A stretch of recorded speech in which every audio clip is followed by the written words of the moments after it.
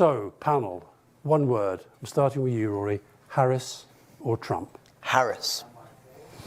Okay. Anthony Scaramucci, Harris or Trump? Harris. Marina Hyde? Harris? Harris, but not sure. Dominic Sandbrook? Someone's got to say it. Trump. Okay. Are you saying it because you believe it, or are you saying it because you think that we're a bunch of wet liberals down Obviously a bit of both. Yeah, okay. But I think it is 50-50. I think it's too close to call. And Trump has a history in 2016 and again in 2020 of doing a little bit better in places where people don't expect. And I think given that, you'd be mad not to bet on him a third time. Okay, Anthony, when you say, we often in politics, we let our heart rule our head sometimes. Is your heart slightly ruling your head? Because this is a guy you don't like very much. I'm probably trying to wish this and manifest it so they don't end up at Guantanamo Bay after he wins. So I'm certainly on that adversary list. But I think Dominic maybe would have been right in 2016 and possibly even in 2020 in terms of the underpolling. But these pollsters have overcorrected. So I'm going with my spirit brother, Rory, who I think is right about this. I think the pollsters right now don't know where to go. The traditional way to gather this information is no longer working. And I think that they may be off. And so I thought Marina, you looked a little bit nervous when you said how. Well, you heard it in my voice, Alastair. It's like that line from that John Cleese movie. It's not the despair, it's the hope. I hope I'm going to see the first female president of the United States, but I have been hurt before by the same guy. And I'm not entirely sure, but I very much hope that to be the way. Rory, you've been, as our listeners know, you've been absolutely certain for quite some time. You've never wavered in that. So what's that about? So I think first thing, agreeing with Anthony, the polling companies are much more broken than people understand. They've miscalled elections catastrophically for a very long time now. But I'll be honest, Anthony, I just don't understand how he's even on the ballot, let alone that people vote. I got it in 16, but I do not understand it after 8+ years of additional data. I'm sorry. So doesn't he represent a kind of unboundaried fantasy of how you could be if you didn't have no rules applied to you, you were as rich as you like, and you could just say anything you thought at any time? It's such a contrast with her. You know, she has to be perfect, and he has license to say anything he wants. There's plenty of double standards going. Now, the different things that they'll do to people, but the thing about the Latino vote, I think he got really hurt at Madison Square Garden. Hurt it. And so that you heard it, wherever you guys say it in the UK. 42%, I'd be very surprised if he's still there. Right. Because a lot of people looked around and say, wait, what is he saying? See, and what happens with Trump, because he is running on misogyny, he's running on racism, he's running on cruelty, he's running on anti-immigration. They're looking around saying, oh, he means them. He doesn't mean me. And now they're looking around saying, oh, wait a minute. He actually means me. You see, and that's what's happening right now in the last 10 days of this election. I want to go around the table again, one-word answers. Who has had the better campaign in the round, Harris or Trump? Well, I think Harris brought a lot of energy in. I love the way he does one word. You're tired, you're allowed. No, go on. Harris. Go on, you're allowed. My one word is Harris. Go on. Okay. We go. Mooch. Harris. Harris. Harris. Okay, so we all think Kamala Harris has had a better campaign. I mean, I judge campaigns by how whoever wins has the best campaign as far as I'm concerned. Can I put 2 more sentences in, though? Yeah. He was killing it until Biden dropped out of the race. Okay. Killing it. I said, this guy's, Susie Wiles and Chris LaCivita have got him organized. He's actually listening to them. He stopped listening to them long ago. And Susie is leaking to Tim Alberta. If you read that article, it was laugh out loud funny because I know the personality. Is that the really disturbing? I mean, if I'm wrong, right, and Donald Trump wins this election rather than Kamala Harris, it feels to me like a much, much more shattering blow than it was the first time round in 2016. Definitely. And the guy spent 4 years in office. He has been convicted now of felony. We know far more about him than we did before. Immunity. If he's re-elected now, he's re-elected at a very different moment. It's becoming president after you've committed all these crimes, But I he's just got- can't- And He's got this- we're talking an evening where most people think that it's 50-50, that there's a pretty good 100%. chance this guy could be And president. above all, I mean, even surely, that is the insurrection, shocking. the Yeah. January Yeah. 6th, exactly. The January the 6th thing is the thing that I find He remarkable. should be utterly disqualified. Everything is good for him. He's created this political weather that he's reversed the laws of political physics. So For sure. these things happen, and he gets convicted, and people are like, "This will be great for him. Yeah, This will yeah. play well for him." Yeah. And everything up is down. Anthony, how on earth could January the 6th happen, his role in it be played out in plain sight, and that is not a disqualifying event for a presidential candidate? How can that be? there's a short that Donald Trump has captured the imagination of 25% of his fellow Americans that feel left out. And as a result of which he can do anything because those people want you and me and Marina, Dominic and Rory to feel bad. They want to own us.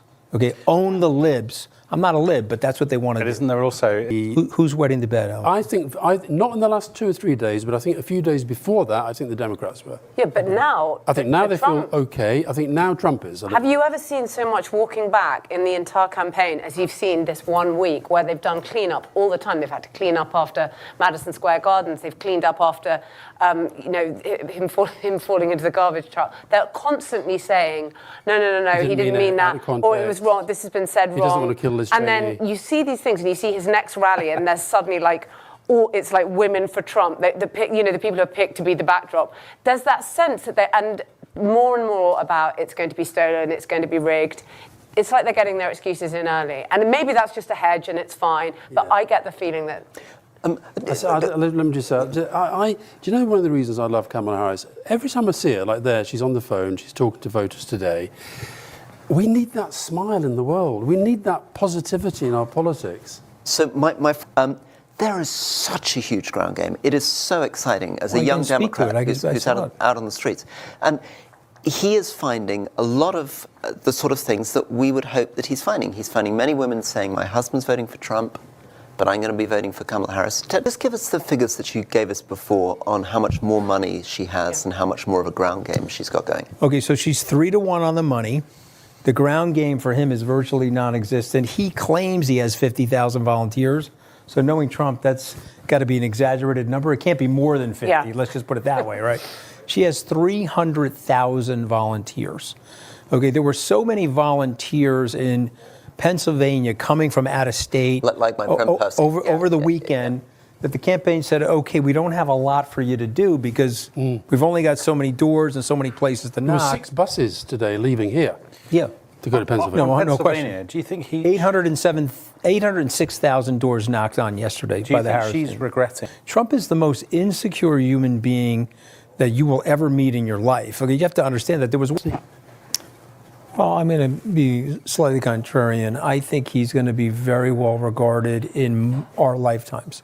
I think people are going to look back and say he was the guy to beat Trump, and he was the guy to stop the nonsense. And by the way, if Obama had let him run in 2016, there never would have been a Trump. I'm not saying we wouldn't have had the populism. Now, I hope, and With violence, he's going to jail. And that sentencing will take place on the 26th of November. I don't think there's any question about it. If he's out there on a megaphone saying, kill your fellow neighbor, the election was rigged, ransack the Capitol, they will put him in jail on the 26th of hold November on, surely the court here in the case- city of surely New the York. judge in the court case just has to judge the case that is before him or her, not... Okay. All right, well, that's how it's supposed to work, but I'm telling you, he's going to jail. Okay. Okay? You know, I mean, look, I mean, listen, there are rules and then there are rules. And I, He doesn't, with your he nonsense. he doesn't play by the rules, does he? No, he doesn't. But I don't think Trump wants to go to jail. Okay. Like, I'll stipulate to you, he loves money, he loves attention, he wants to be on the top of the broadsheet fold every day of his life, but he doesn't want to wear the orange jumpsuit. Okay. Very big army, but it can look like the Troubles. It can look like an insurgency. It can look like that. It can look it like would look more like what that. we've had. Yeah. I mean, It could look like people bursting into the Capitol, ransacking the Capitol. It could look like bombs going off at polling stations. But one of the most depressing things you can see today is all these DAs, all these chiefs of police going out, doing these preemptive press conferences, putting barbed wire outside elections. We've got snipers on the roof. You know, to me, whatever happens, that is his legacy. That is the legacy of his movement, which is that you cannot guarantee that there will be a peaceful transfer of power. In America, I mean, this is so extraordinary when I consider when I was growing up that we would ever have thought this. But to have snipers on the roof, to have barbed wire, to have all these people saying, "We'll come for you, we'll come for you if you come for us." And that American politics has always been unusually violent. They had a civil war in the 1860s. It's only been a full democracy for 60-odd years. It's a frontier society, a lot of guns. The rhetoric has always been much more heightened than in other Western countries. But this is not unusual. Do you think that There's over 400 million guns in the country. 400 million. 400 million. There's 330 million people. 20% of the people do not own a gun. So it's concentrated in the 80% of the other people. Do you own a gun? I do own a gun because my family's from northeastern Pennsylvania, and we were taught how to hunt by my dad. So you have a hunting rifle? You don't have I have a Winchester semi-automatic. I know how to take it apart, I know how to clean it, I know how to shoot it because of my father. But I'm not a handgun enthusiast. Yeah. Okay. Look, I think if Kamala Harris wins, it's because of abortion. And if Donald Trump wins... You think that is the number one thing? No question. I feel like I'm actually cautiously optimistic we're going to see a wave of female voters who carry Vice President Harris to victory, because it's going to motivate women to come out in much higher numbers. The majority of the electorate is female, and Vice President Harris is likely to be at the winning end of the gender gap in voting. And Anthony said that you were sort of a very, very special politician, okay?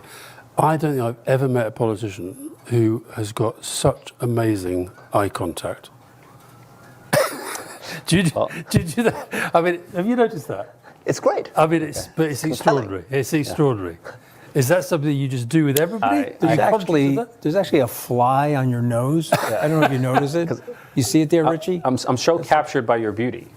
No, but you even did it with him. This is my bro, man. This is my New Yorker. You see the fly there, Richie? You see it right there? But the only other guy who gets close to it, in my experience, is Bill Clinton. Yeah. There you go.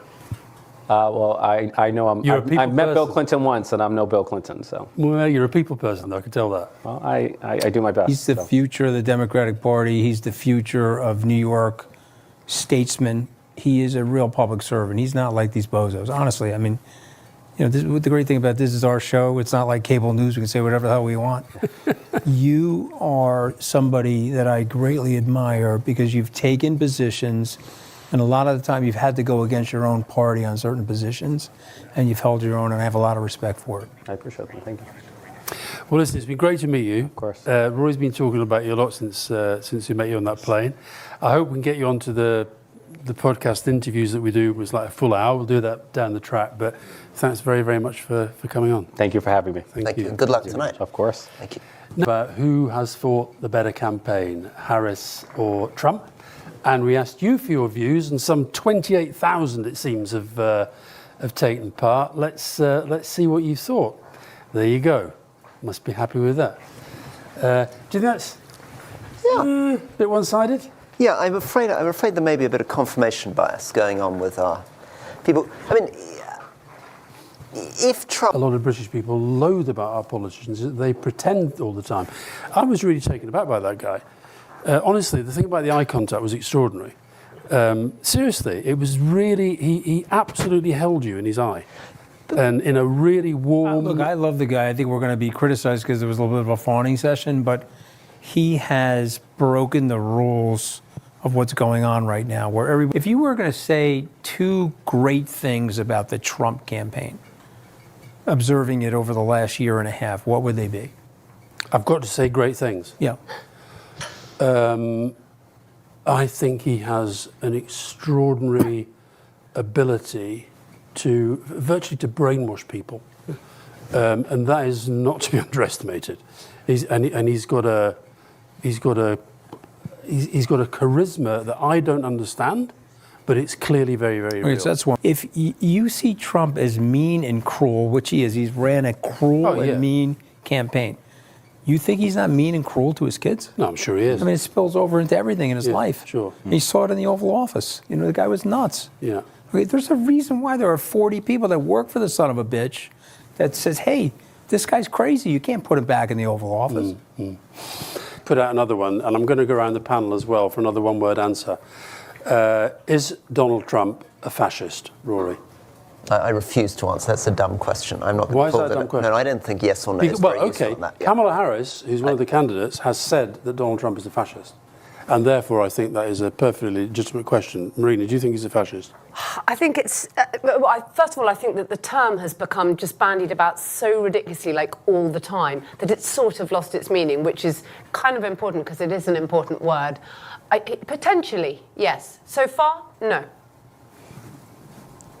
He's a fucking fascist. I mean, he's like the fascist of fascists. I mean, you know, you got to have worked with the guy to understand how bad he is. Ask General Kelly. We got him on a show right now. He'd say the guy's a full-on fascist, loved Hitler. But, you know, Trump was obsessed with Adolf Hitler. What's your definition Obsessed. of fascism, though? What's your definition of fascism as it relates to Trump? The definition of fascism is that he would literally call a head of state and say, Alastair Campbell has said bad things about me. I want you to block his business from coming into your country. He has Yeah, I don't done think that. that's Well, that's I don't think fascism. that's Of course, that's fascism. It's fascist behaviour. Yeah, of course it is. Yeah, but lots of people who aren't fascists behave like that as well. So I think he's a. You don't think he's a fascist? No, I don't. I think. But I don't think Trump. I think Trump himself is he's an egotist. He is a Dominic. demagogue. He's a nationalist. He's not a fascist. Dominic, he has said that he wants to use the American military against his citizens. He told Esper and Milley, shoot at the kneecaps of civilians in Lafayette Square. Right, but lots of people do that and they're not fascists. Okay, well, maybe we have a different definition, you and I, of fascism. Okay. How about people that say, let's take the FBI out of the Department of Justice and have them report directly to me as my Gestapo? Well, again, I think you're How's talking that? about That's somebody not who is fascist? He could be an authoritarian. He could be dictatorial. But is he a fascist with a capital F? I don't think so. But why All do right, you say we're fascism going is to kind of... disagree on that. The problem with you Brits is that you think that the word fascism is like too glib for your culture, okay? Because you experience fascism and the violence of the fascism, but we've never experienced it here in this country because of your favorite president, FDR. And this guy is a fascist, and this guy will do systemic damage to the system that has made this country the most prosperous and the greatest force. We got problems, we're not perfect, Vietnam, Iraq, etc. But the greatest force for peace in the history of man is a direct result of the decentralization of the power structure and the ability for blokes like me to move from penniless to where I am today. And you can't get there with authoritarians like Trump. He's a horrific human being. He's a total fascist. And you can think what you want, but I'm telling you, I work with the son of a bitch. And if we could get Kelly to dial in here right now, he'd be like, dude, Dominic, he's a fascist. Say we want him to come on. But I don't disagree with love any it. of that. I don't disagree with any of that. But I'm saying that's not necessary. Being a terrible human being and being an authoritarian or being a nationalist does not make Me, if you're going to wreck the we- system of our government sure. and take personal power in control, if you don't think that's the definition of fascism, that's fine. John Kelly and I think it is. If we step back from the definitions, though, for a second, I think what we can agree on is he is a massive threat to the largest and in many ways the greatest democratic experiment in the world. I mean, this is an incredible place that had universal suffrage before most of us, and he's threatening the Constitution. He's a threat to what kind of international order still remains. I mean, he's a fascist. I get reprimanded by Yeah. Katty Kay on the show when I use the word fascist. She's like, you're being too glib. I think he's a fascist. We in Britain don't call these people fascists and so on and so forth.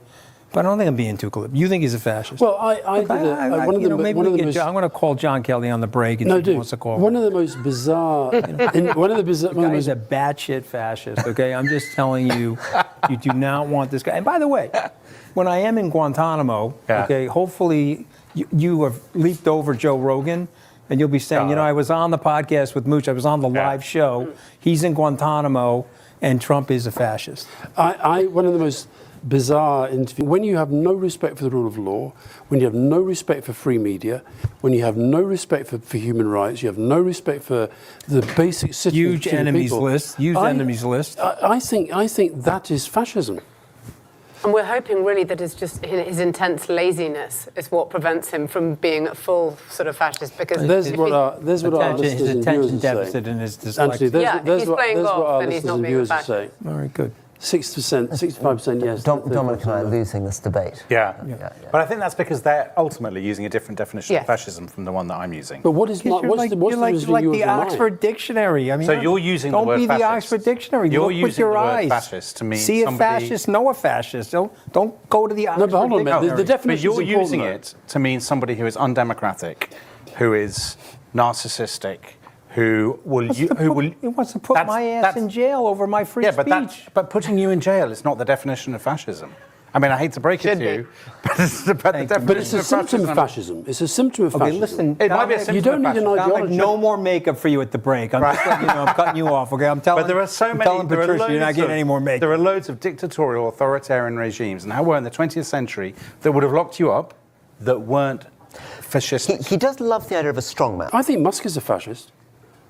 I think Elon Musk is a fascist. I think Elon Musk, actually, you're on much safer ground. But I calling think- him a fascist than you are Trump, because I think Elon Musk. Well, in which case, Trump does- is the leader of a group of people, sovereign Right. individuals, who I define as having really fascistic. So I think somebody like Musk or his tech allies, they do believe that the world can be remade, Get rid of entirely new democracy, world, and make they it do all about believe wealth. human nature, the human condition, Yeah. can be fundamentally changed, as fascists did in the 1920s. Is Bannon a fascist? A lot of things have gone wrong. The elites have screwed up. But in the end, this man is a monster. The way that he treats women is horrible. He lies. He's been convicted of felonies. He tried to mount an insurrection against the Constitution. So, fine, 2000. Now, you've been So- hearing things. Tell us. Yeah, so there is some early exit polling data. I guess I would want Rory to react to some of this. So this is coming from, I can't say where it's coming from, unfortunately, because then they'll cut off the information. But Arizona right now, Harris 48, Trump 50. Georgia, Harris 48, Trump 50. Michigan, Harris 50, Trump 48. Quote, Anthony, we think we're going to be able to call Michigan early because of the very large turnout in Democratic precincts. Nevada, Harris 47, Trump 49. North Carolina, they're virtually tied, 49-50. Harris 49, Trump 50. Pennsylvania, they're in a dead heat, 49-49. Wisconsin, a dead heat, 49-49. So as Dominic and I were looking at these, she's in play with the blue wall. If she wins the blue wall and those precincts report, and again, I don't have the layers of which precincts are reporting, because that's also very important. If there's more Republican precincts that have reported, that would be good for Harris. Because that means they have- If this is accurate, it's. Obviously losing Georgia will be very worrying. Winning North Carolina would be very positive and would compensate. I mean, they've both got 16 electoral college votes. But as you say, given that It's very early. It's very early. Remember, given tied on what, most of what, these key Rust Belt seats, what was we saw also them. said to me, remember the exit polling had Kerry winning in 04. These are very early, very preliminary numbers. We're not even at 9 o'clock yet.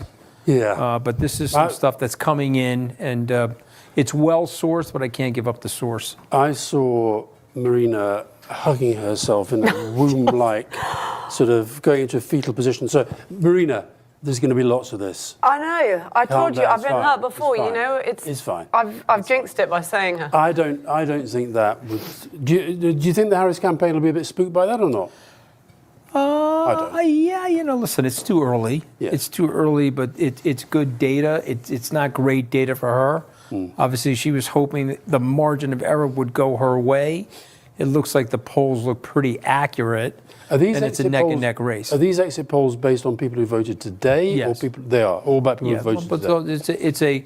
it's a form factor for Democrats and Republicans that voted early. They're giving you a rough guess of what they think that composition is, and then it's the exit polling on the ground in the precincts day of the election. Yeah.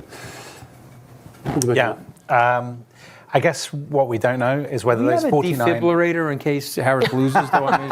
Because maybe Do you have 5? Well, you've It's not got, going to be. I'm going to say it's not going to be good. have you got your bag packed for Guantanamo? Let me tell you something. If I collapse, don't let these guys give me mouth to mouth. Okay? They have bad British teeth. Okay, just find an Somebody American. else.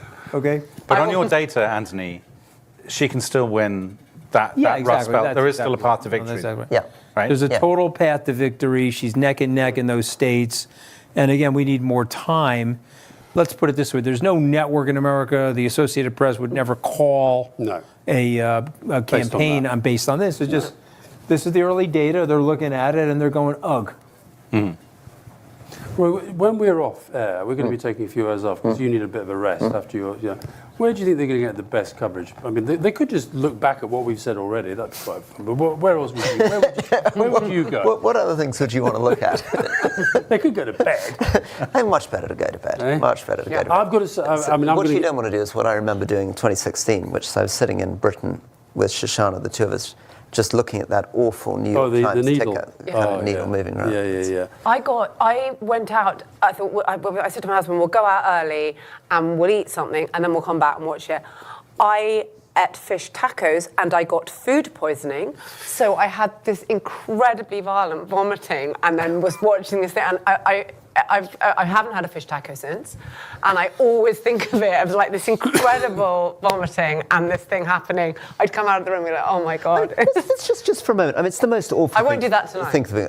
I continue to believe Kamala Harris will win this election, but in the horrible situation in which she does not, it will be an incredible cultural moment for the world. I mean, it will be completely astonishing, and we will be talking about nothing else for months. Although winning once, you could say, an aberration, a result of Hillary winning again Clinton's. after all that's happened. Right, exactly. That's the extraordinary thing, to But win you know, again. Peter, Mooch, what do you think DJT will be doing right now, and how will he be feeling?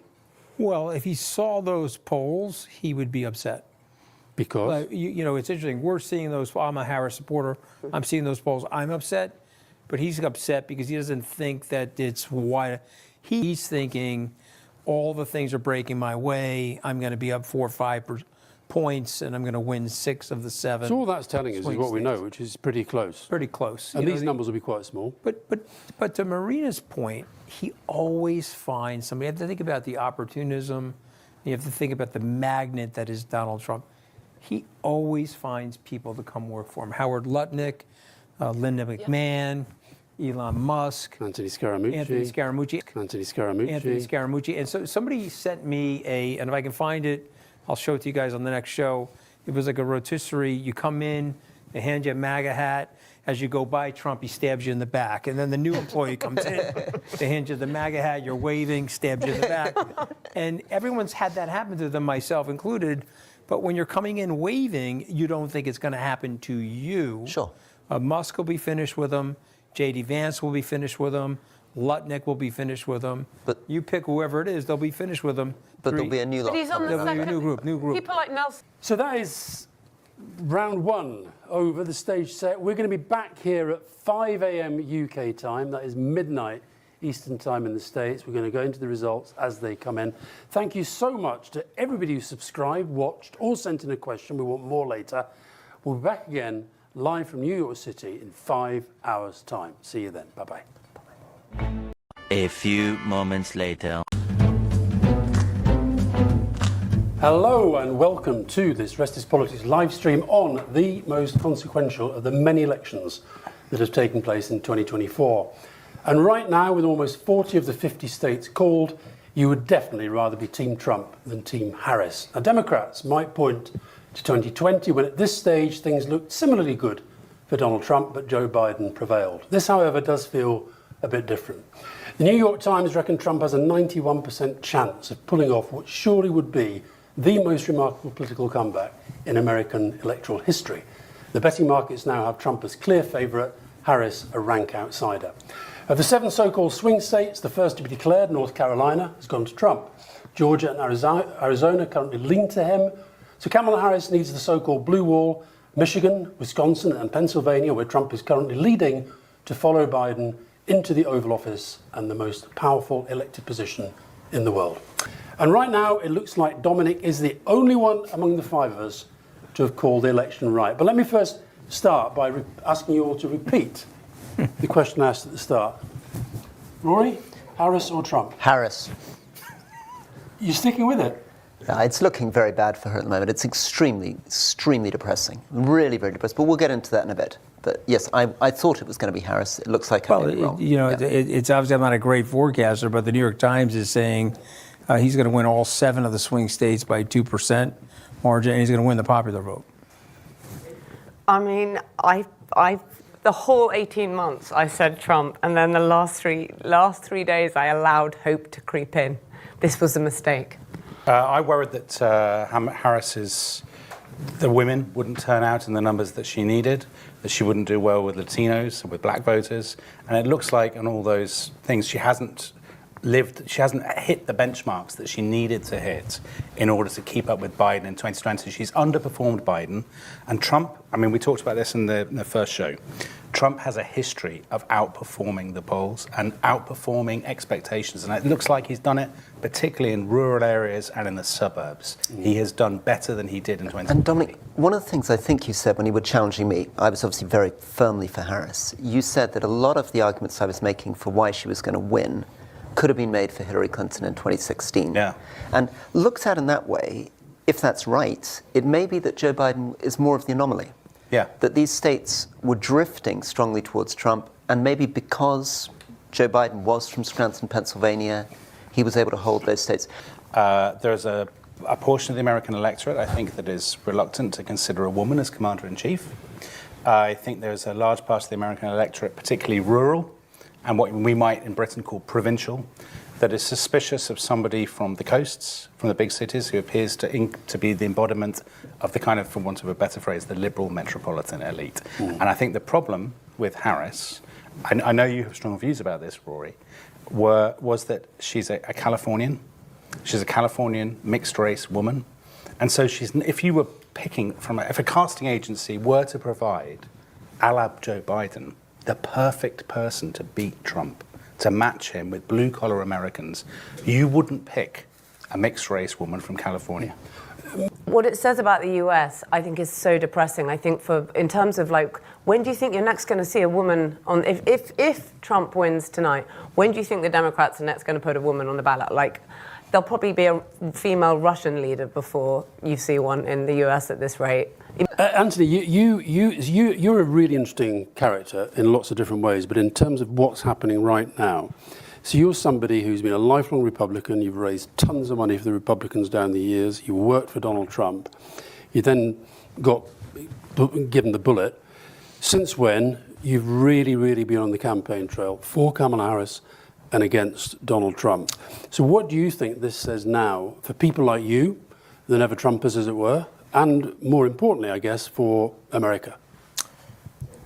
Well, he owns that party, so the full transformation of what was once the Republican Party of Eisenhower and Reagan and the Bushes is now completely gone. He owns that party, he owns the minions of that party, and that party will fall in line for him. So if he... Rory, you and I were in Chicago for the DNC, and there was a real feeling there that actually, particularly the abortion issue and Roe v. Wade, that was going to be the big driver of her route to victory. And because Joe Biden had not been that keen to campaign on it in the way that she has. But as Dominic said earlier, it does look like women have not turned out in the same numbers as expected for her. No, it's completely fascinating. I mean, and of course, when a result happens, you rewrite history. If she was currently winning, we'd have a very good answer for why she was winning. Abortion would be number one. Number two, she had much more money than he did. 3 times. Number three, she had a real ground game. People were very clear. All my friends out in Pennsylvania, Michigan, Wisconsin, Trump's people were nowhere to be seen. Were swamped with Democrats, leafleting, hitting every door. We had Anthony say in the first part of the show that there were almost so many Democratic volunteers out, they couldn't even find doors for them to knock, right? Add to that a whole series of narratives about a campaign where she didn't really do anything wrong. She barely put a foot wrong during the campaign. And where Trump has been convicted of over 30 felonies, he's been responsible for the January 6th insurrection. You could provide a pretty good story for why she won, but she didn't. Which then means that we need to and you know, my friend Lichtman, you were teasing me about my friend Lichtman, he also called it for Kamala Harris, and he would have said, no, it's nothing about that, it's also about the fundamentals. The economy was going reasonably okay in terms of GDP per capita. There were no major scandals. There were no major foreign policy catastrophes. So actually, in terms of basic competence over 4 years, the incumbent, Biden, had ticked a lot of boxes. So all of that. I actually think she fought a pretty good campaign. Yeah. I don't think you look back now, I mean, Alastair may disagree, I don't think you look back and say, if she is going to lose, therefore, ergo, it must have been a terrible campaign. I think given the position she was in, and given the products she was selling, she did a pretty good job. I think it was a good campaign, which could have been a lot better. Anthony and I have talked about this the whole way through. We thought there was not enough focus on the economy. And I think she never got the balance right. And we must look, let's look at that. Harris 205, Trump 230, some big calls still to come. So we shouldn't be talking as though this is all over. What we see across the Western world is that in the 21st century, is that a lot of elections are about nationalism and about identity politics. Yes. And Trump is a master of playing those two cards. And he seems to have done it again. In Pennsylvania, there's an exit poll saying that he, amongst people who care about democracy, and you may have your prejudices and think, oh, okay, well, I guess they all voted for Harris. No, he's got a 7-point lead amongst people who think that democracy is the top issue that they're voting on. And democracy in so many of the exit polls came out as the very top issue, above the economy, above abortion, above foreign policy, above all sorts of things. And I don't know how much Twitter has, how much of an influence it has, because it's not the same as it was before. However, you can say that the people, amongst people who care about democracy, that can be a real Trump position. And instead of people, so many people said, oh no, this could be our last night in American democracy. And you heard a lot of people sort of say that at the kind of coastal dinner parties. Yeah. Other people were thinking that too, and in a very, very different way. But those 3 states at the top there, which is the blue wall, let's assume Minnesota. The three white states. So let's assume Minnesota will go to Governor Walz, but the Michigan, Wisconsin, and Pennsylvania, that blue wall, it appears that the President Trump is going to win Pennsylvania. It appears that that's going to happen. And to clarify for viewers, he's also tied with her in Wisconsin. So it appears at the moment as though the only path left to victory for Kamala Harris, she has to now take Pennsylvania, Wisconsin, and Michigan. It's the only way she can do it. That's correct. And she's behind in all 3? And the problem is on Pennsylvania, a lot of the vote has been counted, and she's significantly behind on key counties. She's down 3. Every time you're comparing Biden's performance against Trump's in almost every individual county, she's shedding a few votes. And it only takes a few votes. He didn't win it by a big margin. Well, I'll give. And the Kamala curious voter that she was searching for did not show up for her. And you know what happened? The Nikki Haley voter returned home to the Republican Party. That's what you're going to see over the next 72 hours. Can you see a way back for Kamala Harris in this on the map we've just looked at? No, I don't think so. I'm looking at the figures right now. Something like 89% of the vote counted in Pennsylvania, for example. I mean, I think it's this has felt to me always like it might be a rerun of 2016, and that's what it looks like. If you remember, at this point in 2016, Hillary Clinton was looking at that blue wall area and hoping against hope that somehow they would find a load of votes in the college towns, in the big cities, that never materialized. And we're in exactly the same position again. I think strongly suspect that Kamala Harris is going to lose all 3 of those states. I actually think Trump's going to win all the battleground states.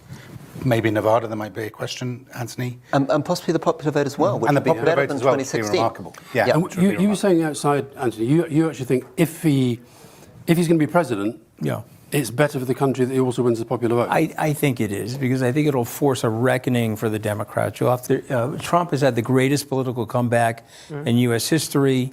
He's a convicted felon. We can name all the things.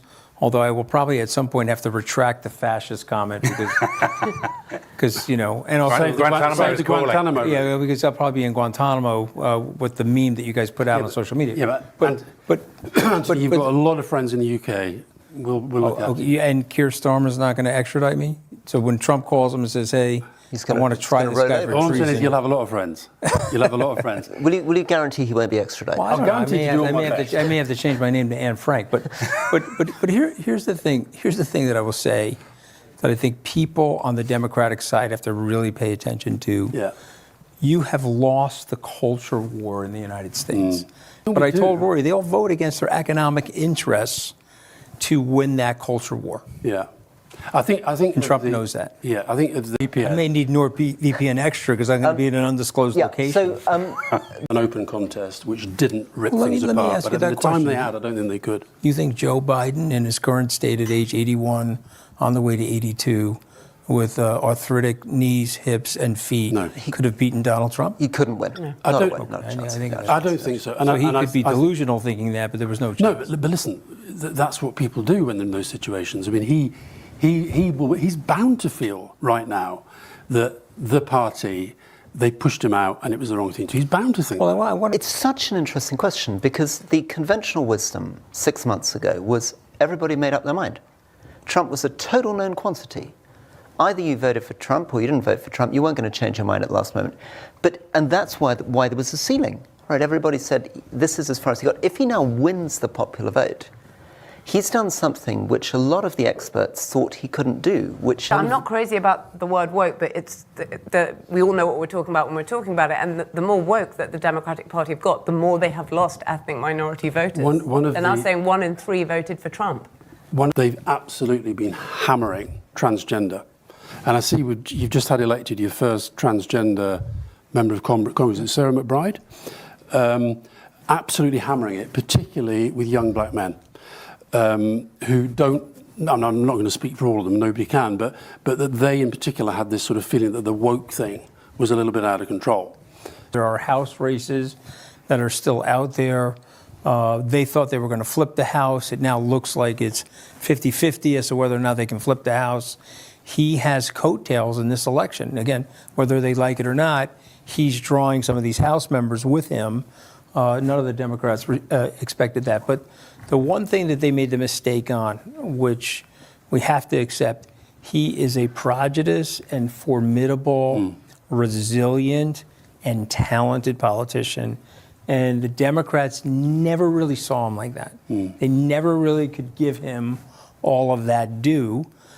They never saw him like that, and they poo-pooed him. I wonder whether something that bizarrely we ended up talking about for about sort of 3 news days, the assassination attempt, that extraordinary moment, which is truly iconic in every way, and which the tech bros love, where he reflexively in that moment gets right back up and says, fight, fight, fight. I don't think there's very few humans that could possibly have done that. And that speaks to that point of, it seems emblematic of what he's done perhaps tonight. And yet we talked about it for sort of 3 days. And he won that county. He almost got every vote in that county. I disagree. Which is why There are he's very ahead of few Pennsylvania. humans who can do that. I think there are many humans who can do that. But I think what matters is that people like Elon Musk believe there are very few humans who can do that. I think most people who've been in the military would be able to do that instinctively without blinking. Probably 20% of the population could do that.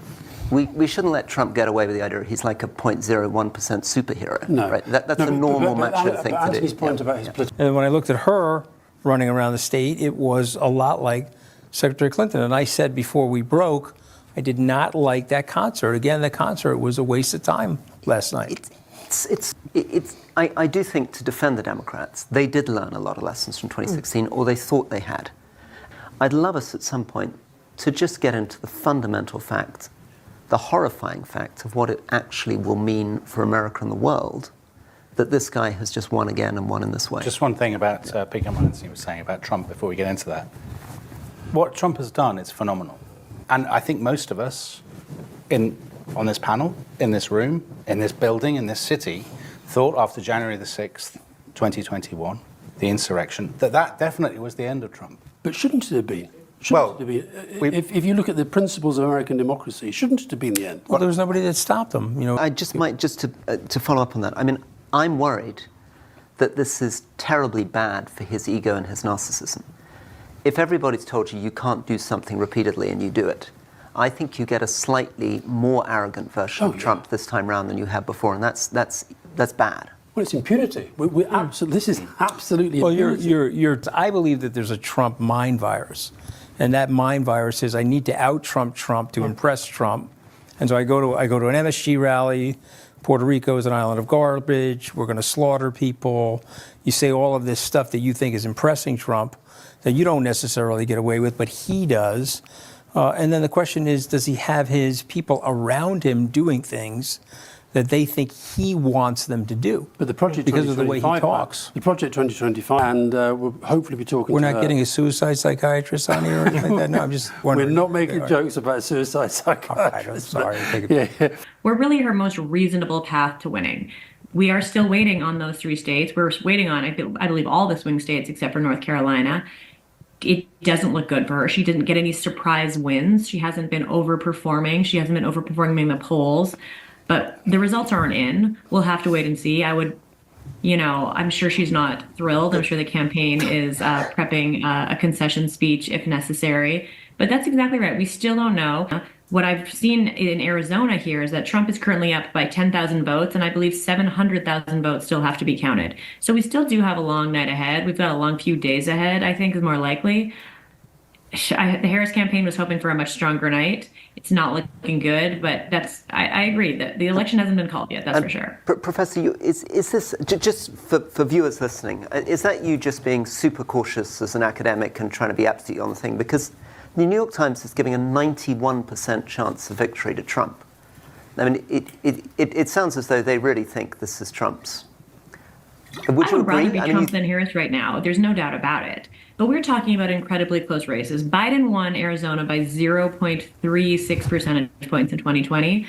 So, listen, if you're asking if I'd rather be in the Trump campaign or the Harris campaign right now, I would say the Trump campaign. That is looking much stronger for Trump. But there is a reason this election hasn't been called. So we can start to speculate as to why Harris hasn't overperformed, why she's actually underperformed relative to Biden in many areas. But to Nate Cohn's point, they're still waiting. Georgia's been called for Trump by the BBC and NBC, not yet the New York Times. I think we were expecting that. When can we actually say, look, once you're up to 85%, 90% counts, and she's not catching up, then that then starts to look like this is all over. And it's just very, very hard from looking at our perspectives to see any way back right now. Well, I think that's fair. I mean, listen, Trump is up, and it's looking good for him. It really depends on the state. When you're it is so going to be interesting if Trump takes the popular vote as well as the Electoral College. That wasn't something that people seemed to anticipate, right? But he may be on track to do that. Right, well, he lost the popular vote twice, so this will be his first time winning the popular vote. My understanding is that a lot of that could be due to very strong performance in Florida. And what do you think this result, if it does pan out in the way it looks at the moment, what do you think that says about America? I think we're pretty stunned at the idea that somebody who is a convicted felon, the rape, the misogyny, the racism, the lying, the chaos of the 4 years when he was president, and America, which other democracies tend to follow the trends, what does this say about the future of democratic politics? What's the best way for the Dems to respond to this dramatic loss? Why were so many commentators so out of touch? I guess that would include us. Particularly, I mean, I think to be fair to a lot of commentators, many of them were saying it's 50-50 within the margin of error. I was massively out of touch. I mean, my mea culpa if Trump is won. No, you were just wrong. Yeah, I was wrong. Thank you. That's a nice way of putting it. But actually, to be fair to the commentators, when I came out strongly saying I think Kamala Harris is going to win, I didn't have a lot of people with me. No. I had many, many people saying, wait a second, you're much too confident about this. The polls are suggesting it's 50-50. That's one thing. Why were you so confident? Because you don't normally take those unbelievably stark, strong positions, but pretty much from Chicago, you were absolutely adamant she's going to win. So, number one, I think the polling company's model's broken. Number two, I believed Trump was weaker than he was in 2016 because of the performance in 18, 20, and 22.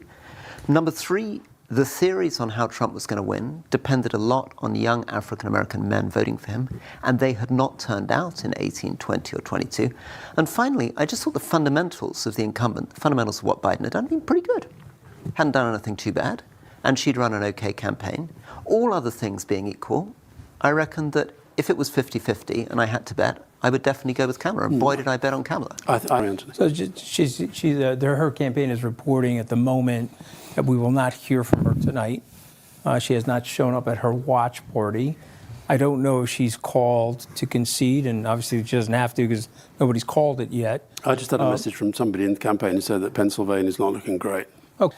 And I know what they want to do. They want to fracture and systemically change the system, okay? And, you guys will probably be mad at me for saying this, but I'm going to say it anyway. It's a democracy. We got white people running the country. Yes, okay, we got a democracy. Wait a minute, there are brown and black people that could overwhelm us demographically. Yes, okay, you know what? We got to change the rules on that. We don't like that. Okay, and that's what they're going to do. Well, I love that. Okay, hold on, let me straighten myself out here. Okay, it's not even my 5 o'clock shadow. It's like my it's the top button. It's like my the it's top like 5. button. I had a looseness. I didn't have a stroke. Okay, after seeing those results, I didn't want my head to blow off. Okay, but we're not talking about any of that right now. Now, it is 1 a.m. here in the United States. We're into the second hour of this 4-hour stint. It is 6 a.m. in the UK, where I imagine a lot of people are waking up thinking, wow, did not see that coming, because it does look like Donald Trump is heading back to the White House. And I wonder if we could just bring up the map, and maybe, Rory, you just talk us through the kind of the scene of where we are right now. Yeah. So, fundamentals that we need to understand is that Harris is on 210 and Trump is on 246. So, to get to 270, which is what they're aiming for, it's less of a jump now for Trump. And that's because he's now taken Georgia and North Carolina. Remaining to be counted, mattering, really are Michigan, Wisconsin, and Pennsylvania. Put Nevada and Arizona aside, because in the end, that's not what's going to carry it. And above all, the question of Pennsylvania. And Pennsylvania is now 19 electoral college votes.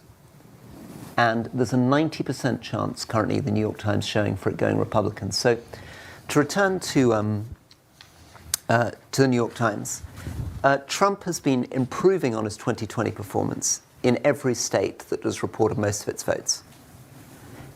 Florida, New York, and New Jersey may shift 9 or 10 points more Republican. And so we're in a situation in which everything is now being gambled, and the reason there's still a 6-7% chance that Harris may win, but unfortunately a 95% chance that Trump will win, is that she would have to basically outperform, astonishingly break everything that's happened in the evening so far in the last few key counts in Pennsylvania. And in many of these states, we're now getting to 75-90% of the vote with Trump in a comfortable lead. So, Marina, you're looking a bit gloomy, I have to say. You're not looking your usual perky, positive, happy self. 16. Well, 16. I was a fatalist about this for like 18 months, and I allowed the hope to creep in the last 2 or 3 days. And I think it's a big part. It's interesting. It's a big part of watching the American news media, which is itself so polarized, and in many ways isn't really news. I'm sorry to be disrespectful in this country, but you're watching constant comment, and we're very lucky that we don't have. That's not our news market in the UK. There are small and very polarised news outlets, and they don't have a sort of central thing like the BBC that huge numbers of people tune into in some part each week, and their market is so much more polarised, and I think it's interesting, this idea of democratic norms and people not minding about them. That thing you were saying earlier about, but why? People don't mind about these things so much. I think we're Donald Trump. It seems is about to say something somewhere. Well, we're in an extraordinary situation. So Pennsylvania, which is the absolute key to this, 93% of the votes are now in Pennsylvania, and Donald Trump is currently leading 51.3 to 47.8%. So although there is a tiny, tiny mathematical possibility that every remaining vote in Pennsylvania flips to Kamala Harris, I think it's vanishingly unlikely. Also, now he only needs Pennsylvania. Yeah. If he gets 93% of the votes in, all he's got to do is get that, and he's home and dry. Yeah. So it's looking pretty grim. What is really remarkable about this election, and I think historians will be looking at it for the rest of time, is the fact that he won having already lost and also having been involved with the January the 6th rampage at the Capitol. I think that is the extraordinary thing, that, as Marina said, that you could show such flagrant disregard for democratic norms and democratic conventions and then still win. That is the really fascinating thing. Yet Trump's victory really turns the story around, and we're back into a narrative that this is the age of populism. This is the age of democratic backsliding. This is the age of authoritarianism. And we often talk about the 3 Ps. It's populism, it's polarisation, and it's post-truth. Yeah. And I think that is, like, for your profession, that is like a big thing to get your head around. Yeah. That when this stuff keeps winning, the role of the media within that, and when we see people like Musk who sees part of his role as spreading disinformation, weaponising misinformation, how, you know, The Guardian, etc., kind of adapt to that, very, very difficult. Yeah, it's really difficult to see, and you can see that people struggled. I mean, that the whole. I got to do my podcast. His podcast partner. Honey, do you know where my passport is? You're doing it from your private plane. And when we come back after a short break, the plane grounded? When we come back after a short break, we're going to be talking I to. got to fly coach. Stop interrupting when I'm trying to get to a break. Will you stop it? Sorry, I just got to let people know what's happening. Okay. Listen, we are going to look after you. The Brits are going to take care of you. Don't worry. And we should just say that Fox News, not always the most impartial but on this, I think they probably are getting it right. They are calling Pennsylvania for Trump, which kind of is pretty much game over. Yeah, I think it is game over. I think he's technically 3 electoral college votes short if he wins Pennsylvania. But there's no doubt now that Donald Trump is going to be the next president of the United States. An extraordinary achievement, one that a lot of us a couple of years ago would have thought impossible, thought him tarnished beyond repair. And actually, that's going to be a really interesting question in the aftermath. Is there anything he could have done that would have disbarred him from the presidency? Shooting somebody in Fifth Avenue? Probably not. Because he closed out the campaign in a way that many people thought was really chaotic, and things like the Madison Square Garden rally, where all this stuff was said like needlessly. And yet he has, you know, he's doubled support among black voters in Wisconsin, which I think is, you know, this is the most racially diverse Republican coalition in how long? Yeah. Maybe forever? It's all of these things that people expected. And it seemed so chaotic the last few days. And it seemed like he was, but he maybe knew something different. Or did he? Because actually, what he kept doing was getting his excuses in early. And let's not forget that in the wake of all of this is that he was getting his excuses in early. He was saying it's fraudulent. He was saying, oh, they're rigging it. They're already stealing it. He was making up complete lies, even this afternoon, or yesterday afternoon now, that they're coming to, the police were coming in Philadelphia. Yeah. He did not know either. Rory, which of the world leaders do you all think will be the first to pick up the phone and congratulate whoever the 47th president of America is? I mean, there's a whole, honestly, this is... Surely Vladimir Putin. Yeah. Well, but... he won't take that call, though, as the first call. If he did, that would be a very, very big and quite alarming signal. I love the name, Bing Pot Cowabunga. Cowabunga. Do you remember that song Chumbawamba from the... Do you remember the Chumbawamba? No, but I remember... I get down, not down, and I get up again. That's Donald Trump's story. But Cowabunga is what Garfield likes to shout when he jumps across. It's the Teenage Mutant Ninja Turtles. Thank you. Okay. Anyway, Dominic... Personally, I despise Trump. I wish he hadn't won. I can't think of any good things. I think he marks the debasement of politics. I think it's a terrible moment, far worse than in 2016, for him to come back. Now, thinking about the positives... Shake things up.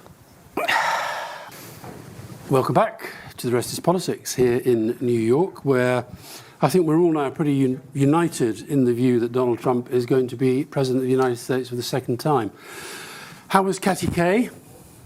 I think she was great, actually. I mean, she pointed out that Mark Cuban has already sent out a tweet and a message to Elon Musk and Donald Trump congratulating him and both of them, actually. And, hey, listen, it is what it is. And I'll say this as an American. You want him to succeed.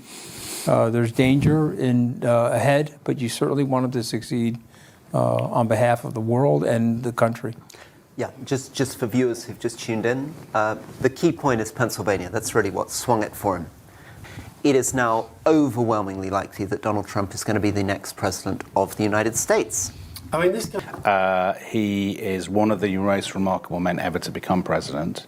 given his backstory, The Apprentice, the wrestling, the casinos, all of that. I mean, for a biographer, by the way, it's a fantastic story.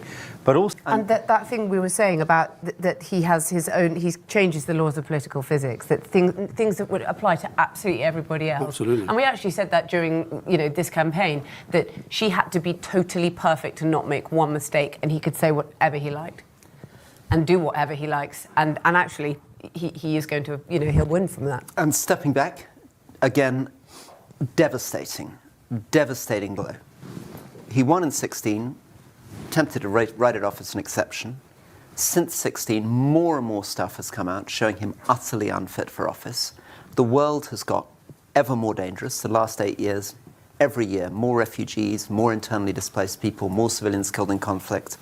We're now in a world where Sudan is in flames, the Middle East is a horror show, Ukraine is now being pushed back by Russia on the front lines, and the United States voter has just delivered the worst possible man in this environment to take over. The worst for American democracy, but the worst also for the international order. It's 2 a.m. here in the United States, and the fact is that Donald Trump has won the election in 2024. The numbers at the bottom of the screen there don't quite yet say it, but it's nailed on. He is going to be president of the United States for a second time, and he may even try to think that the Constitution allows him to go for another term after that. So this is a big, big night for America and indeed for the whole world. Well, stunning victory, looks like. Looks like it'll be the sort of scale of 2016 in terms of electoral college votes, so maybe 306 for Trump, 232 for Harris. Win the popular vote? May also win the popular vote, which famously he didn't do. You remember when we interviewed Hillary Clinton and we said, why did you lose the election? She said, I didn't, right? Because she won more votes than he did. In this case, he may actually win more votes as well as winning more electoral college votes. And again, for people who are just tuning in at 7 in the morning, this is a game changer. It's a game changer for American democracy, for the Supreme Court, for the rule of law. It's a game changer for NATO, for the Middle East peace process, for Russia and Ukraine, and potentially much wider. This is the most extraordinary, and I think from the point of view of the five of us around the table, one of the most horrifying events that we've seen in the last 20 years. And which 4 of us on the panel got wrong. You absolutely adamant. Totally wrong. She's going to win. Likewise, Anthony. Marina and I, a little bit head and heart, sort of wobbling, but Dominic, to be fair, said right through the whole thing that I'm trying not to be too smug. Yeah, Just sent my congratulations to their campaign, to a number of my friends that work on that campaign. Got it wrong. But in the immortal words of Barry Diller, when he lost the Paramount transaction in the early 90s, they won, we lost, next. And that's all you can do in life. Okay? Remember, this is also a vote against something, right? And so if you think about what happened here, it was woefully mishandled. Biden wasn't up to running. He wasn't capable of admitting it. That's a Shakespearean pride thing. They left her with 105 days to put this together. It was very, very hard to do. And when we did an interview, the 3 of us, I guess it was April or May of this past year, I said that she couldn't beat him. And I said that Newsom would be the person that he would be the most fearful of. Another Californian, though. Yep, another Californian. I then got on the Harris train, and I tried to help her. I offered her my support. I endorsed her. I went back to look at the interview that we did together, and there were comments in there. I said, well, you're for Harris now, but you said in this interview that you didn't think she could win. I just want to point out to people, this is what happens in life. You get ownership of something, and then you get emotionally invested in it, and sometimes it takes away some of levels of your objectivity. There's also, of course, elections going on in the Senate. It looks like the Senate is going to be under Republican control. Yep. Supreme Court, we've talked about before. So in terms of getting the hands on all the levers that you need, he's getting his hands on the levers. He's in good shape. If he gets the House, he's really got the whole ball game, because he can start really making structural changes to that government, and he could make that government into a different... Maybe on this map, it's early to call, but it may be that actually his victory in the Senate is unusually decisive. we've had a long time when the Senate has really hovered at 50-50, unusual in historical terms, over the last 20 years. He's currently leading 51-42 on the Senate. So he could be in quite a strong position there. But how much is this Trump winning and how much is it the Democrats losing? Well, again, I mean, none of us really know the answer to that, but I do think people go into that voting booth these days. I mean, 85% of the people polled, would you wish two different choices? And 85% of the people say, yes, we would not like these two candidates. So you're picking the lesser of the two evils. And then you have to say the Democrats have to have a reckoning. Why did they pick Trump over the narrative that we were offering America? What are we doing wrong? This is a big reckoning, by the way. This is these guys have to have a coming to Jesus with themselves, and they have to say, what are we going to do? And then in came Donald Trump with this hard right and hard white strategy, which is totally against the position paper that we wrote. And now it's 12 years later, he's doubled down on that, guys. He's doubled down on that. So the question is, what are the Republicans going to do? Are they going to just go hard right and hard white? And if they're going to do that, they're going to have to change the rules of the game to stay in power because their registrations are shrinking. Largest registrations are independents. Second largest registrations are Democrats. Smallest registration are the Republicans. Yet, they're going to come out of this thing possibly with the presidency, the House, and they're probably going to get 2 more Supreme Court picks. So, hey, Dems, what the hell are you guys doing? Wake up. Because the Democrats did everything that you're supposed to do. They raised more money. They had a much bigger ground game. They had much more discipline. And they lost. And they didn't just lose the presidency. They lost the other races too. Trump is suggesting you don't need a ground game. He didn't even bother to have anybody out on the ground in Michigan. Barely had any officers in Michigan. Looks like he's won Michigan. And he does it through pure power of celebrity on social media. He basically thinks he doesn't need people knocking on doors, and he seems to be vindicated. That Donald Trump is going to be the next president. CNN, ABC have said that he has definitely won Pennsylvania. And very, very, very hard to see how Kamala Harris comes back from that. If he's won Pennsylvania, she cannot win. Yeah. That's too many votes to him now. Yeah. Exactly. You have to give this woman credit. I think she ran as good of a campaign as you can run. You cannot put into somebody what God left out. She's not Barack Obama. She's not Franklin Roosevelt. She was a very good, capable prosecutor and a good senator from the state of California. She's not an oratorically flourishing human being. She has charisma and a great smile, but she's not the Energizer bunny that Donald Trump represents. You have to be very honest about all this stuff. You gave her a 100-day window to execute on everything.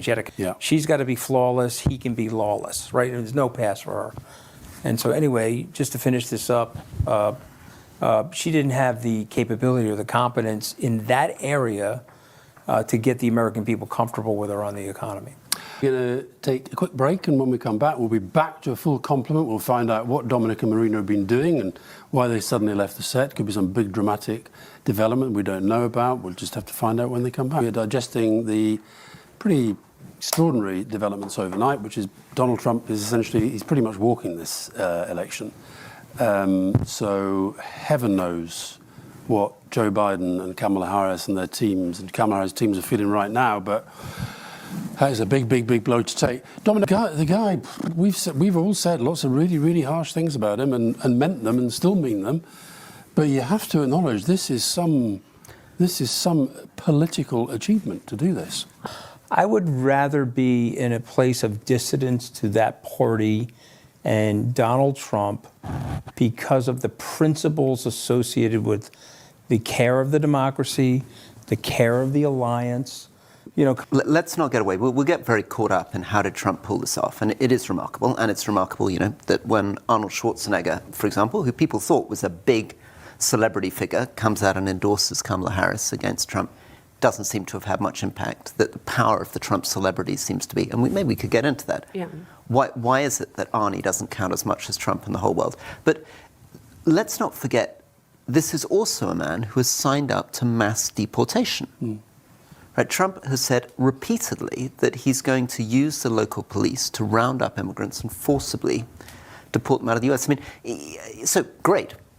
You know, he's pulled off an amazing piece of political skill. This is a horror show about the unleashed. By the way, You know, these people that are supposedly illegal, a lot of those people would have voted for you, Mr. President, meaning it's not, oh, they come in and they're 100% voting like Elon Musk said, they're going to bluify the whole country. Some of these people are traditional conservative Catholics, believe it or not. SWAT teams surround them up. You know, you don't just fly them away to someplace, you got to concentrate them in camps. Oh, that's a concentration camp. So you take them out of their house, Elian Gonzalez style, you put them in a concentration camp waiting for their deportation. That's an $88 billion hit. But then you got a loss of tax revenues. Many of these people are working. They're not just sitting around like the New York Post writes about getting money from the government. Some of them are. I'm not saying there aren't, but not the majority of them. They're paying taxes and they're contributing to the Social Security system in the country, and they're contributing to the GDP. You want to pull 15 million people out of this country, you'll tip the country into a depression. It's just not a practical thing to do. But if we're going to go there, I'm telling you, people are going to be looking around saying, what the hell did we sign up for? I don't think there's anybody who's watched this who isn't by now absolutely downloading Sailor, because All right, you've I hope sold so. it. Despite the absolute brutality of the blow that you've taken tonight with the result, but you still get out there and you... Yeah, and I wasn't wearing a cup. You know what I mean? Yeah. I needed an athletic supporter. Yeah, that's good. Someone is saying here that I said that all Republicans are Nazis. I just want to state publicly, I've not said that. I think that Trump has fascist tendencies. I will maintain that. Even the way he's talking tonight, go take a look at his acceptance speech, which I'm getting the feed of and the transcript of. It's nonsensical. Anthony, it's not American. You're meant to be the great salesman. Don't tell our viewers and listeners to leave us. I'll leave you. No, I don't want to leave you. Look, we'll show it to them later. They don't need to worry about I'm not that. trying anybody to leave them. I just thought, I'm going to stick to my guns because I love my country. I know you do. It's quite hard to define Harris's character in lots of ways. I mean, she was a decent prosecutor. Is that a character? She has, some people say, an annoying laugh. Is that a character? I don't think we knew quite enough about what her actual character was, but she had to be so careful all the way through, as we've said. It's kind of, his character can be whatever it likes. Yes, this is a rerun of 2016, and what happens when they get a comfortable big victory in the way that Trump did in 2016 and now, the results come in much more quickly. People were thrown off balance because they interpreted 50-50. the 50-50 polls to mean that it would be so close that they'd be counting for days and worrying about the mail.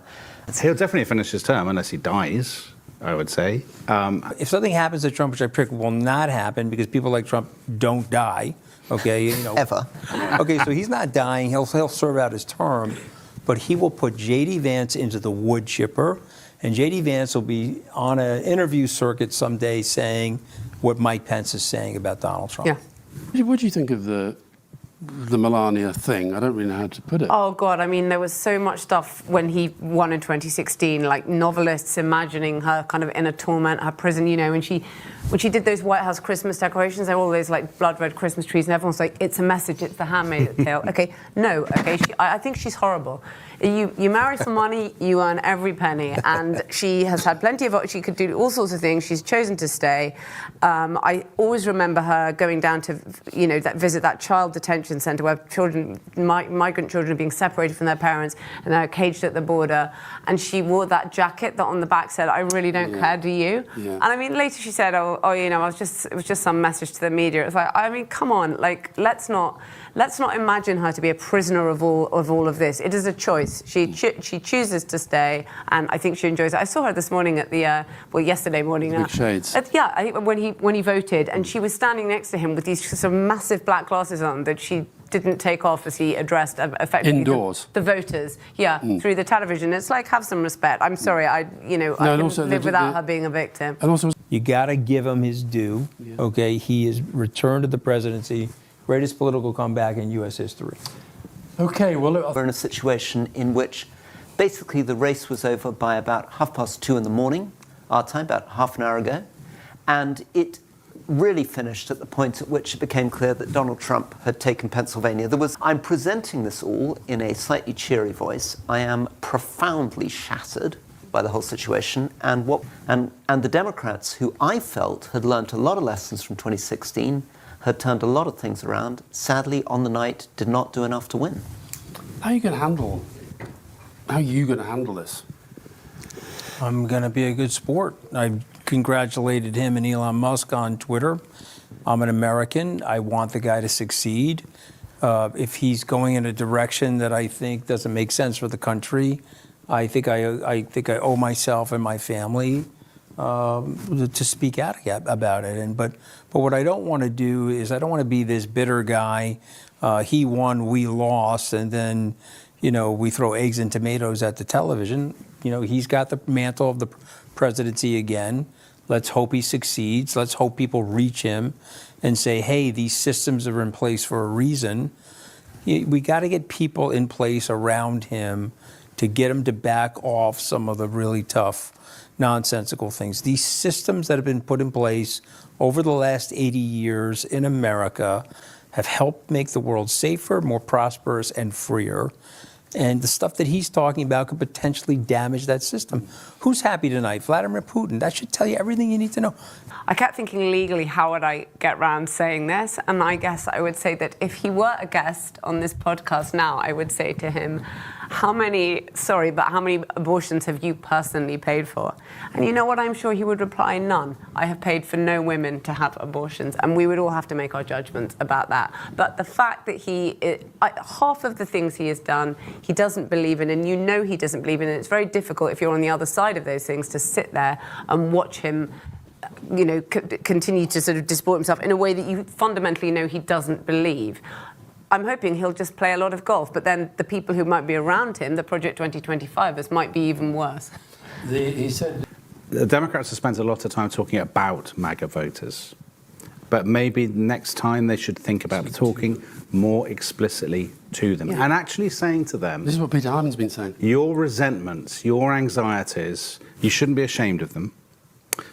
We will make you feel more secure, happier, more prosperous. We have the answers. We can deliver for you the world that you want in a way that Trump cannot. The problem is, of course, and this is the reason why populism is taking off in Europe, is that it's really difficult to deliver. Yeah. Demography is against us. Economic facts are against us. Productivity has been stagnant. Median wages have been stagnant. And really, since about 2006, GDP per capita has not been going up in most of these countries. And so the problem is that you are talking to people whose economic conditions suck. Trump also said that Robert F. Kennedy is going to help make America healthy again. So I don't know what that means. Does it mean that the fluoride is coming out of the water? Because that was one of the one of the late unveiled policies this last week. You've always thought that these kind of... Well, how different the world would have been if in 2016 Joe Biden had run against Donald Trump. Because I think Joe Biden would have won in 2016. Yeah. I think so. It was very close. I mean, it was close as it was in terms of it was a few votes that swung it. So if Biden had won in 2016, Trumpism, the roots of Trumpism would still be there. The resentment, the anxiety, all of those things. But the main character would have been beaten. Because what are you actually doing? You talk to Liz Cheney. How could you not pick up the phone and call Elon Musk? Welcome back. Rory's eating. Not allowed on. And he doesn't like it. I he hates the crunchiness. I can't stand the crunchy But food. more serious things have happened. Donald Trump has just become president of the United States. It's a catastrophe. But when Rory, I'm trying so hard to contain what I'm actually thinking and feeling inside and project a sense of, balance and etc. That could be the straw. That could be the thing that tips me over. Now listen, there's no getting away from it. This is an incredible political comeback, success story, call it what you will. And even though we can all say, as we do the whole time, the guy's a liar, the guy's a racist, the guy's a misogynist, etc., it is an incredible thing that he's pulled off here. What do you think we got wrong? Well, I got it totally wrong. I thought Kamala Harris would win, and I believe she would win comfortably. I thought it would be over quite quickly. Despite the polls showing 50-50. Why? Well, I can repeat my arguments. They were technical arguments about young African-American voters and how they would turn out, her ground game, the money, the performance of Biden's administration. It's all turned out to be wrong, completely wrong. I don't think, though, that I was fundamentally wrong because I'm patronizing towards people. I never felt that. I never felt that as a politician in Britain. I didn't feel I was patronizing towards my Brexit voting constituents. I think I was wrong because I'm an optimist. And I hate the idea of being right pessimistically. I think you can be a false prophet and right. You can align yourself with the worst instincts of humanity. You can assume that everything's going to hell in a handbasket, or you can hope. And my bet on Kamala Harris was a bet on the American people. It was a bet on liberal democracy. It was a bet against populism, and it was a bet on hope. This just proves everything that I feared, that the bad people win, populism triumphs. And I've spent a long time trying to pull myself together and see moments of light and inspiration. You've just written a book inspiring young people to get involved in politics. We have to believe that tonight is a very, very devastating body blow. This is 25% of the global economy. This is the world's largest, oldest, most mature democracy that has just voted for a multiple convicted felon. Well, answering your own question, what do you think you got wrong? Well, I got... You told me when we introduced in that podcast, you said, I guarantee Donald Trump will never be president again. Yeah. Right. You're wrong. Well, I got wrong his competition for sure. I thought Biden was up to the job. He wasn't, and they didn't give her enough time. So I got that wrong for sure. The second thing that I got wrong is that I didn't understand Trump's hold on these people because I thought there was a breaking point. And I thought, okay, there's just too much that he's doing that's wrong, and there's too much that he's doing that's un-American. The rock is going to shatter. I actually thought the Puerto Rican moment was a potential sign of the rock shattering. So I got that wrong. But the last thing that I'm worried about, and this is something hopefully Dominic will address, do we have to break the world in order to fix it again? So I have honestly spent like 18 months, 2 years saying to my husband pretty much every single day, he's going to win. This is all just a huge cope, this idea that she's like selling joy. I mean, show me an election that's ever been won like that. I would say these things every day. 1997 Labour. Okay. Things could only get better. Okay. And I said this, and honestly, the last 3 days, I partisan media, and there's something about that. I'm making a sort of slight joke about the fact that I watch CNN, and it just seems to be like a proxy for the Harris campaign.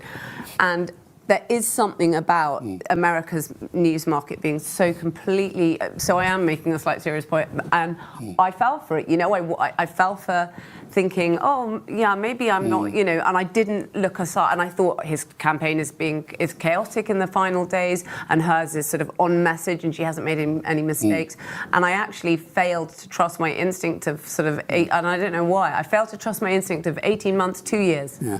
Do you know what, when I went on Morning Joe on MSNBC the other day, and I came away, it actually was a moment where I came away thinking, we're just in a ridiculous world, because it was, you know, they're obviously very good journalists and all that stuff, but there was no real news being told. It was just endless ventilations of the same opinions about how awful Trump was, about how awful Vance was.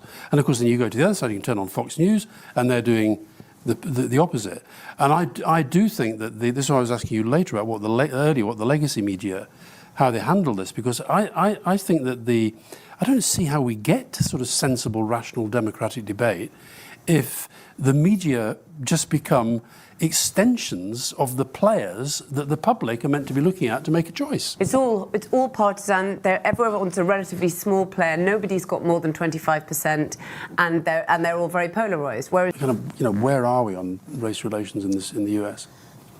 Well, some of the things that they want to do is they want to make the democracy less of a democracy, right? If you read, but they just changed the rules, and they've made it so that one person has more power than the other people. He wants that, and they'll be spending time figuring out a way to do that. And with that, there's a big question of race, because the country is changing. You know, when we get to 2044, there'll be less white people in the country than other people. Okay. Sorry, I have to do this because I always do to Rory. Fewer. Fewer. But carry on. Okay, there'll be fewer white people. You should hit him. Just hit him. No, don't hit me. Don't hit me. I'm going to look after I you. can barely speak English. The guy brings me on the thing for 8 hours. I say one tiny syllable off key, and he's like a verbal proofreader. The guy, right? It's like okay, but on the point that I'm making, these people will be like, yeah, we're going to have a democracy, but we're going to make sure the white people run the thing. And I know you guys think I'm crazy, but when it starts to happen, you remember all the writings that Churchill did in the 30s, and people say, he's crazy, he's crazy, he's crazy, and everything started to happen, and then people looked around and said, oh, okay, he may be onto something in terms of what the interesting stuff. Because if you study history, guys like Trump, the stuff ends badly. Starts out like this, and the market's rallying. Dow is up 1,000. Bitcoin's at an all-time high. Small cap stocks are through the moon. Whatever Elon Musk's private equity valuation of SpaceX yesterday, it's got to be up 20% today. We should take Trump more at his word. He's just said in his speech, his acceptance speech in inverted commas, that he's going to change things and he's going to change things fast. And he's on the record saying what he wants to do. Right? He wants to do mass deportation of immigrants. He wants to fix Russia-Ukraine in one day, which basically means giving Kiev to a Putin puppet. He does not want to do anything to support women's reproductive rights. If anything, he's trying to empower people who are trying to make it more difficult for women to have any control of their bodies. And that's just the beginning of where he's going, right? So I think all of this stuff, Project 2025, the reforms of civil service, the stuff he wants to do with the Supreme Court, but basically his total contempt for the rule of law, for due process, for American democracy, for international alliances, for the liberal global order, all of this stuff we should now expect. And I don't think we should get into this complacent world, which you can often get into, of saying, oh, well, maybe he's just going to be laid back, put good people around him, and it'll all be fine. I think he's had 4 years to think about it. He's impatient. He wants to make his mark on history. Look at that. Trump, God spared my life for a reason. You're welcome, Alastair. Thank you for thanking me. I'll thank you later by, I don't know, taking you for a nice meal or whatever. Well, just work on the extradition treaty. Okay, don't worry. You're going to be safe. You're going to be fine. Can Biden do anything now as a kind of lame duck to do something to help Europe? Rory Stewart's shaking his head violently. I think he's the lamest of lame ducks now. It's a catastrophe. It's bad being a president after election. It's unbelievably bad if you're Biden with Trump coming in. Especially if your vice president is the candidate. Does Biden help Trump on the transition? Does Biden show up as to certify the election? Yeah, she has to be the one sitting there saying Donald Trump is duly elected. That's going to be a hard moment. My God. But does she? I don't sense there's enormous love out there for her. I mean, like as in political love, and everyone's like, this is crushing, this is terrible. I think a lot of people feel crushed tonight. But I think that people feel crushed tonight, but I don't think that they feel that there's a huge amount of love for her. I feel crushed, Marina, but how do I look? You look sensational. Am I like honestly, Steve McQueen and Papillon? Yes, exactly. It's the first thing I was thinking. But no, but I don't get the sense that they would, think. I've thought this. I think she has been subject to some pretty extraordinary double standards. The debate, she absolutely trounced him. But if you think of some of the things that Trump has said and done in recent days and weeks, I mean, just take one. Do you know what? If I talk about Trump, I start to do that. This is how it gets in your brain, going like that. The thing with the microphone. Yeah. I mean, did you see the microphone thing? You were in Australia? No. Well, I don't know how to put this politely, but the microphone wasn't working as one of his rallies, and he essentially was it looked like he was performing oral sex on the microphone. Just imagine if Kamala or Joe Biden had done that. But well, I'm still working on the other insult related to my grammar. Remember who the person was who said less and fewer. Yeah. Got it. Rory, does he do this to you? I mean, I got to listen more carefully to your podcast. Does he do this, the verbal proofreading? Yeah, he does. I thought you listened to every episode. You and I need to talk about proper strategies. But I have it on high speed. Yeah. Maybe you two should do a podcast the rest of the season. We should do. Take on. You're both really good at history. Did she hurt the cause for women presidential candidates? We've now 0 for 2 Oh, with for the women Democrats, presidential yes. candidates in the last 8 years. I mean, we were talking earlier, we were saying that the Republicans will have a woman before the Democrats for definite, just as... You can't put into somebody what God left out. You just can't do it. She, I mean, you know, it's ridiculous to sit here saying she did her best, she did whatever, but I think you have to say that it's pretty sexist, and there's a lot of sexism in this country. And I know you've said that before, so I feel I'm slightly covered by saying that, but I think you've seen it again. Of course there is. But I think you hit it out of the park tonight. You nailed a lot of the things that were happening in the country, and either I chose to ignore it or I hit an override switch because I was too close to the blast zone. I was one of the 40 people that were in that situation with him and saw how terrible it was. And I said, you know, it's important for me to just get that Surgeon General's warning label out. But you saw it, I didn't. Oh, yeah. And she's the realist. She's like she's Kansas the City she was That would be nice. she was wincing at the thought of his victory, but in her heart told her she wanted Harris to win, but her mind told her it was Trump. She's the realist at the table. And it's not even worth trying. You're the headmaster. I mean, let's just face it. Okay, I mean, you know, you're just whacking us all with a stick. And Rory is the disillusionist, if you don't mind me saying so. The disillusionist? Yes, he was disillusioned with this idea that Trump was going to lose and Harris was going to win. Okay. And we just have to own that. You know, I think it's better for us as analysts and pundits to recognize that we got certain things wrong. You don't think you got it wrong? I got it totally wrong. I got it totally wrong. But on the other hand, I'm sort of weirdly, I'm so devastated by this result that I'm paradoxically kind of proud that I was backing Harris. I mean, when I was reminded of the night in 2016, going for a walk in the dark in London after I heard that Trump had won the first time, and just that kind of sense of, or I felt the same, these kind of empty streets, the darkness, what on earth is happening to the United States? And I want to believe in fairy stories, maybe, and I wanted to believe it was impossible for Trump to win again. Well, Rory, fairy stories are what you read to your children at night. They don't happen in real life too often. We're here now. Listen, you know, I'm not a sore sport. I wish him well. I congratulated him on Twitter. I'm not sucking up to him. He's going to be the American president. It's important that he does well, and so I hope he does. But he is a fascist. What's that? But he is a fascist. Yeah. He's got fascist tendencies, and if he... I think also another piece of history here. We're not going to bring in another question. I thought we were going to bring in another question. No, Rory, You're in charge. I'm right. following the instructions on my screen. Very good. The people in my ear. Very good. And I'll just do as I'm told because Okay. I'm obedient. How are you going to... Can I just say one thing really quick? He's dodged a bullet physically. He dodged the bullet legally. He's one of the luckiest people that has ever lived. You got to just call it for what it is. Yeah. But the drama is one of the reasons people might want to reject him. But I think people have become addicted, and to some extent, to dopamine. They want to look at their phone, and they almost want something dramatic to have happened. And in the years when Trump was in the White House, you could guarantee like 4 times a day something crazy would happen. Whatever Steve Bannon said, you know, flood the zone with shit. And I think that actually, as a culture, we're really quite addicted. That whether or not we could admit that, and I include myself in that. I'm not trying to sort of stand loftily above it, but you know, you're looking at your phone and you sort of almost, there's an element of you that wants something new to have happened. What's he said now? So don't watch Channel 4 News. Come back to see us. You get the real deal. So that is it. Donald Trump is going to be the next president of the United States. He's going to go well over the 270 electoral college votes, but he's also incredibly won the popular vote. And this marks, whether we like him or not, whether we like it or not, what has to be seen as one of the great comebacks in political history, not just in America, but anywhere in the world. There's no denying that. Donald Trump, a convicted felon, a man with countless accusations against him of sexual assault, who then tried to overturn the 2020 election in a horrific act of violence, has won an extraordinary victory.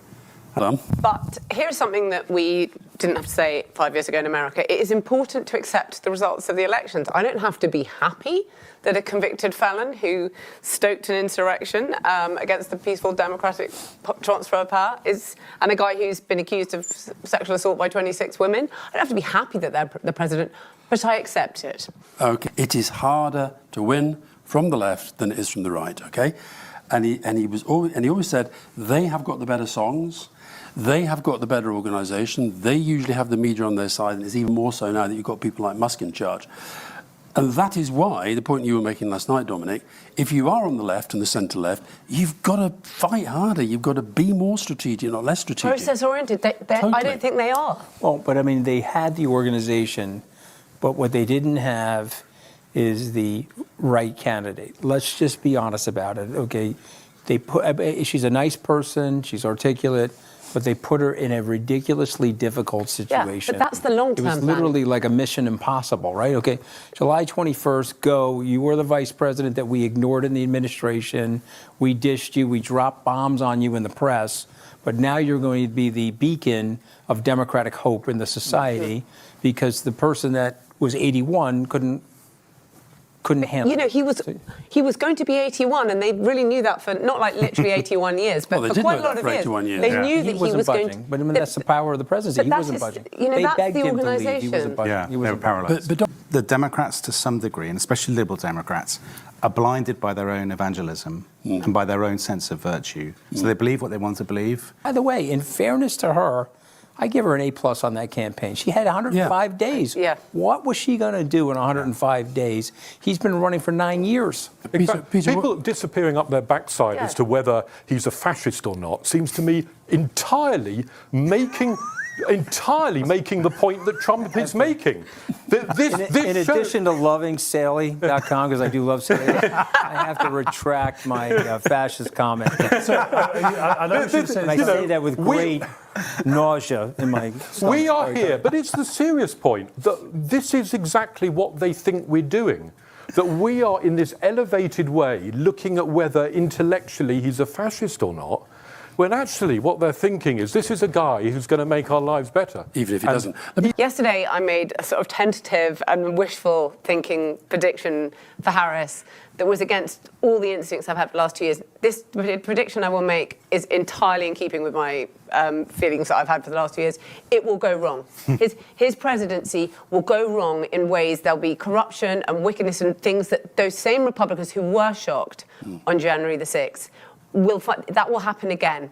And then this time, they can't sort of forget and sweep it because you have been warned once. And so this will happen again in his presidency. Things will go very badly wrong, I think, like that. I mean, yeah. So I agree with everything you said, but the left has got to do more soul searching about why 100%. it's getting this wrong, and not just think, sort of throw its hands up and say, because as soon as you say how could people have done this and how could they have voted, you are saying people are stupid or they're unhinged or they're deluded or whatever. And I think that's a very bad place to get yourself into in politics. Rory, a lot of people, I'm sure, on particular sides of the political spectrum took a great deal of solace from your prediction when you made it. Do you regret making it? No, I don't suppose so. I mean, I was completely wrong, but I would rather be wrong, I guess, optimistically, believing in people than be right pessimistically. I mean, and I became too hopeful. Yeah. But you know, am I disgusted? I don't know. I mean, I think it's awful. I mean, this is the world's largest, oldest, greatest democracy, and I don't think the whole thing is on them. I think Josh maybe is being a little unjust and suggesting it's that they're all to blame for this, any more than I think anybody in any country who's defeated by an extremely unpleasant fascist, I wouldn't be putting the blame on the people standing against them. Wow. I'd be putting a little bit more of the blame on the people backing him.